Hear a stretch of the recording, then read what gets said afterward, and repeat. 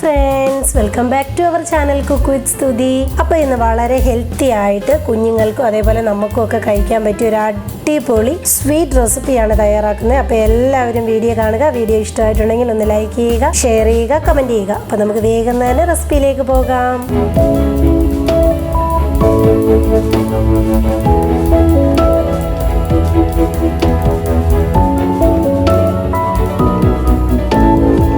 അപ്പോൾ നമുക്ക് തയ്യാറാക്കാനായിട്ട് തുടങ്ങാം. അതിനൊരു ബൗൾ വെച്ചു. ബൗളിലേക്ക് ഞാനൊരു കപ്പോളമുള്ള 250 ml കപ്പിൽ 1 കപ്പോളമുള്ള ഗോതമ്പ് പൊടിയാണ് ഒന്ന് ചേർത്ത് കൊടുക്കുന്നത്.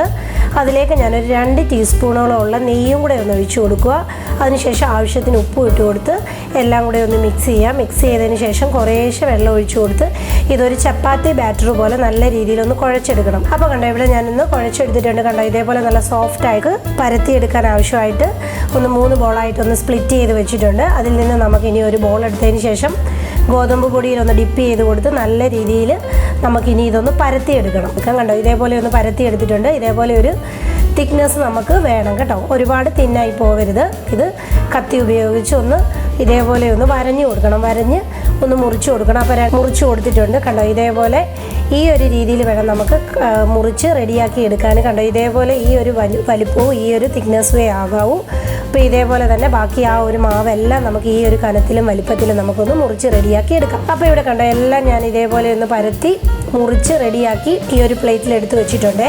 ഇനി നമുക്കിതൊന്ന് മാറ്റി വെക്കാം. അതിനുശേഷം ഞാനൊരു പാൻ വെച്ചു. പാനിലേക്ക് ഞാൻ 1 കപ്പോളമുള്ള ശർക്കരയാണ് എടുത്തിരിക്കുന്നത്.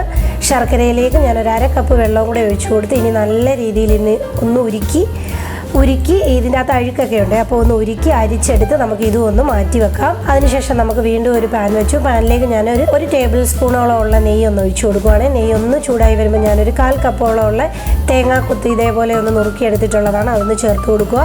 ഇനി തേങ്ങാക്കുത്ത് നമുക്ക് നല്ല രീതിയിലൊന്ന് മൂപ്പിച്ചെടുക്കാം. തേങ്ങാക്കുത്ത് ഒന്ന് മൂത്ത് വരുമ്പോൾ ഞാനിതിലേക്ക് വളരെ കുറച്ച് മാത്രം കിസ്മിസ് ഒന്ന് ചേർത്ത് കൊടുക്കുവാണ്. അണ്ടിപ്പരിപ്പ് നിങ്ങൾക്ക് ഇതിൻ്റെ കൂടെ വേണമെങ്കിൽ ചേർത്ത് കൊടുക്കാം. ഞാനിപ്പോൾ ചേർത്ത് കൊടുക്കുന്നില്ല. എന്നിട്ട് ഇത് രണ്ടും കൂടെ നല്ല രീതിയിൽ നമുക്കൊന്ന് മൂപ്പിച്ചെടുക്കാം.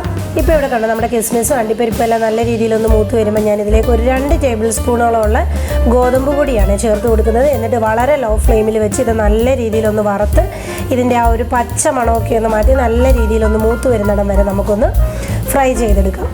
ഇപ്പോൾ ഇവിടെ നമ്മുടെ ഗോതമ്പ് പൊടിയൊക്കെ നല്ല രീതിയിലൊന്ന് മൂത്ത് മണമൊക്കെ വന്നിട്ടുണ്ട്. ഇത് മതി. ഇതിലേക്ക് അപ്പം ഞാൻ ചേർത്ത് കൊടുക്കുന്നത് 1 കപ്പോളം ഉള്ള 250 ml കപ്പിൽ 1 കപ്പോളം ഉള്ള പശുവിൻ പാലാണ്. അതൊന്ന് ചേർത്ത് കൊടുക്കുക. എന്നിട്ട് നമുക്ക് നല്ല രീതിയിൽ എല്ലാം കൂടെ ഒന്ന് മിക്സ് ചെയ്തെടുക്കണം. മിക്സ് ചെയ്ത് കട്ടയൊക്കെ ഒന്ന് ഉടച്ച് നല്ല രീതിയിലൊന്ന് മിക്സ് ചെയ്ത് ഇതേപോലെ ഒന്ന് കുറുകി വരണേ. ഇതേപോലെ ഒന്ന് കുറുകി വന്നു കഴിയുമ്പോൾ ഞാൻ ഇതിലേക്ക് ഒരു 3 കപ്പോളം ഉള്ള വെള്ളം ആഡ് ചെയ്ത് കൊടുത്തിട്ട് നല്ല രീതിയിലൊന്ന് മിക്സ് ചെയ്യാം. ഇപ്പം നല്ല രീതിയിലൊന്ന് മിക്സ് ചെയ്തതിന് ശേഷം ഞാൻ ഇതിലേക്ക് 1/2 ടീസ്പൂണോളം ഉള്ള ഏലക്കാപ്പൊടിയും കൂടെ ഒന്ന് ചേർത്ത് കൊടുക്കുക. എന്നിട്ട് വീണ്ടും നമുക്ക് നല്ല രീതിയിലൊന്ന് മിക്സ് ചെയ്യാം. മിക്സ് ചെയ്തതിന് ശേഷം ഒരു മീഡിയം ഫ്ലെയിമിൽ ഇത് അടച്ച് വെച്ച് നല്ല രീതിയിലൊന്ന് തിളച്ച് വരും. ഇപ്പോൾ ഇവിടെ അടച്ച് വെച്ചിട്ട് ഒരു 5-10 മിനിറ്റ് ആയിട്ടുണ്ട്. നല്ല രീതിയിലൊന്ന് തിളച്ച് വന്ന ടൈമിൽ ഞാൻ ഇതിലേക്ക് നമ്മൾ തയ്യാറാക്കി വെച്ചിരുന്നില്ലേ ആ ഗോതമ്പിൻ്റെ ആ ഒരു കട്ടിങ്, അത് നമുക്കിതിലേക്ക് ചേർത്ത് കൊടുക്കാം. ചേർത്ത് കൊടുത്തതിന് ശേഷം നല്ല രീതിയിൽ എല്ലാം കൂടെ ഒന്ന് മിക്സ് ചെയ്യുക. മിക്സ് ചെയ്തതിന് ശേഷം ഇനി ഞാൻ ഒരു മീഡിയം ഫ്ലെയിമിൽ വെച്ച് അടച്ച് വെച്ച് ഒരു 10-20 മിനിറ്റ് കൂടെ നമുക്കിത് നല്ല രീതിയിലൊന്ന് കുക്ക് ചെയ്തെടുക്കണം. 20 മിനിറ്റ് ആയിട്ടുണ്ടായിരുന്നു. ഇടയ്ക്ക് നിങ്ങൾ എടുത്തൊന്ന് ഇളക്കി കൊടുക്കുകയൊക്കെ വേണം, അല്ലെങ്കിൽ അടി പിടിക്കാനുള്ള ചാൻസ് ഉണ്ട്. ആ ഒരു മിക്സ് നല്ല രീതിയിലൊന്ന് വെന്ത് വന്നിട്ടുണ്ട്. നല്ല രീതിയിലൊന്ന് മിക്സ് ചെയ്യാം. മിക്സ് ചെയ്തതിന് ശേഷം നമുക്കിതിലേക്ക് ശർക്കരപ്പാനി തയ്യാറാക്കി വെച്ചിരുന്നില്ലേ അത് ചേർത്ത് കൊടുക്കുക. ഈ ടൈമിലാണ് ചേർത്ത് കൊടുക്കേണ്ടത്. കൊടുത്തതിന് ശേഷം നല്ല രീതിയിലൊന്ന് മിക്സ് ചെയ്യുക. മിക്സ് ചെയ്ത് നമുക്കിതിലേക്ക് ആവശ്യമായിട്ട് ഒരു തുള്ളി ഉപ്പും കൂടെ ഞാനൊന്ന് ഇട്ട് കൊടുക്കുകയാണെങ്കിൽ ആ ഒരു മധുരമൊക്കെ ഒന്ന് ബാലൻസ് ചെയ്യാൻ വേണ്ടിയാണ്.